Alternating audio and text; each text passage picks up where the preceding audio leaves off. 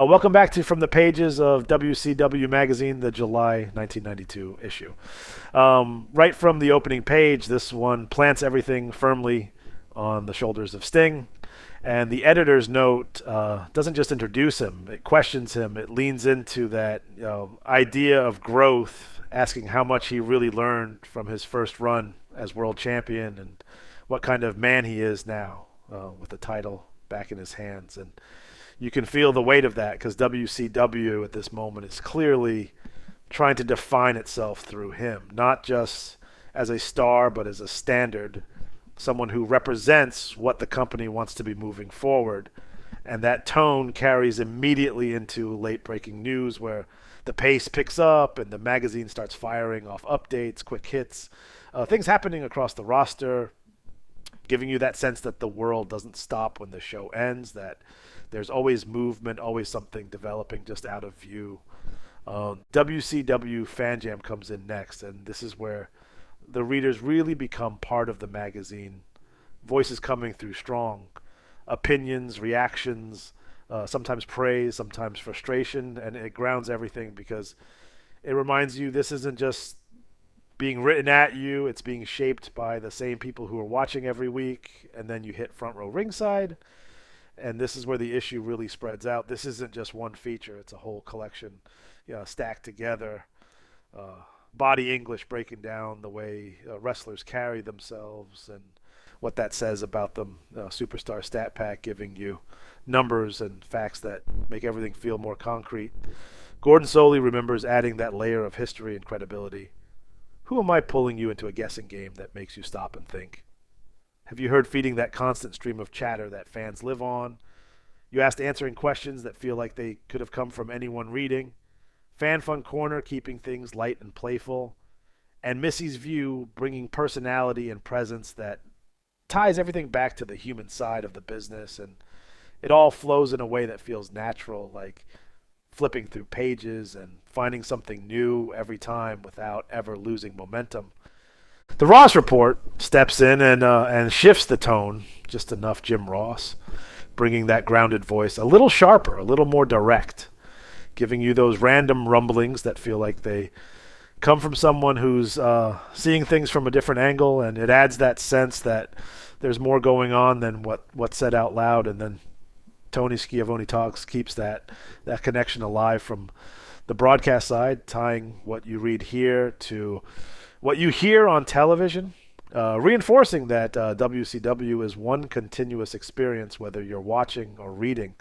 And that continuity matters because it keeps everything feeling connected instead of separate pieces.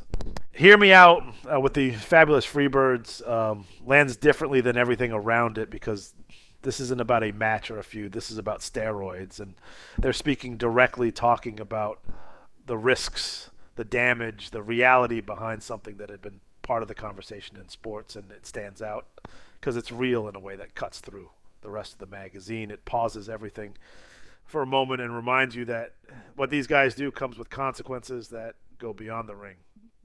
Then 10 questions for the Z-Man brings things back into personality, but it doesn't feel throwaway. It fills in details, teaming with Marcus Alexander Bagwell, his bodybuilding past, even things like school, giving you a fuller picture of someone who might not always be in the spotlight, but is still part of the fabric of the roster, and those details add up over time. The WCW Championship Challenge pulls you into the page in a different way, making you engage, making you stop and work through something, and that's a big part of what these magazines did. They weren't just something you read once and moved on from. They gave you reasons to stay with them, to come back to them. And then the issue shifts hard into its main focus with Sting, and the message is clear.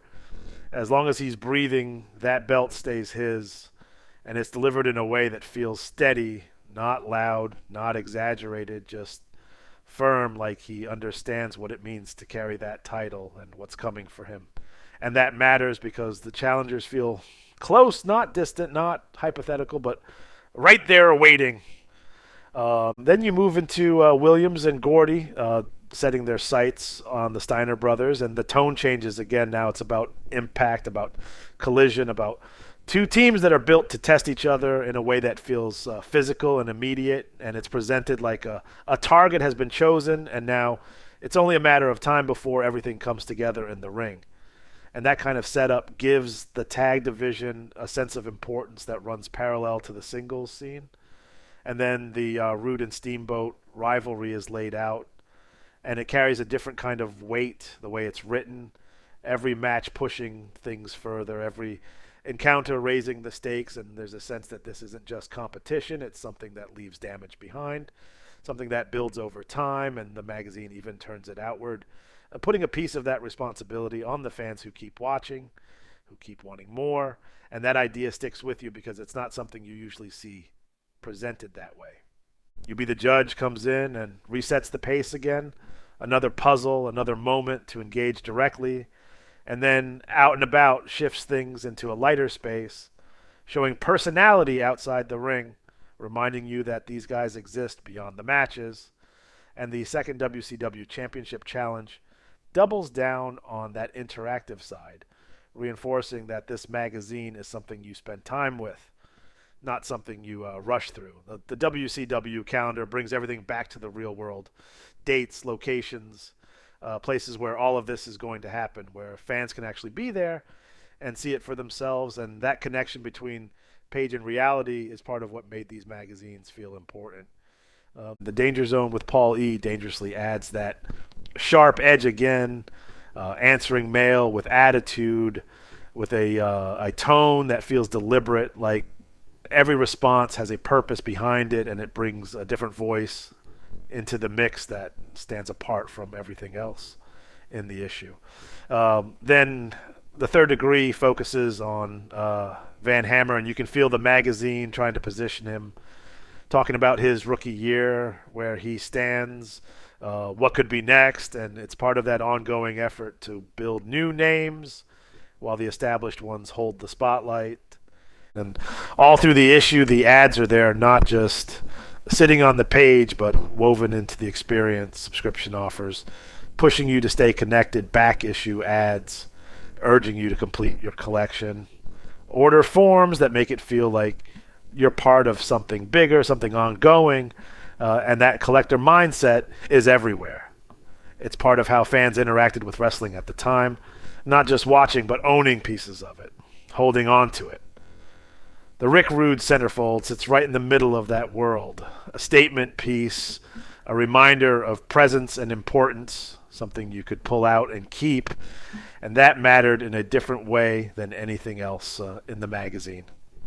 And when you get to the parting shot, Scott Steiner in motion, jump rope, preparing, it feels like the right way to close, not with a finish, but with a moment, something that captures the work behind everything you've just read, the effort that goes into it before the lights ever come on. If you've been enjoying going through these, take a moment right here, hit like, subscribe, stick with it, because there's a lot more of these to dig into, and every issue brings its own feel, its own energy, its own snapshot of where wrestling was at that exact moment in time. This issue feels like movement, like things are building, like WCW is pushing forward and figuring out exactly what it wants to be. And you can feel that in every page as you go through it. See you next time. Farewell from the Empire State.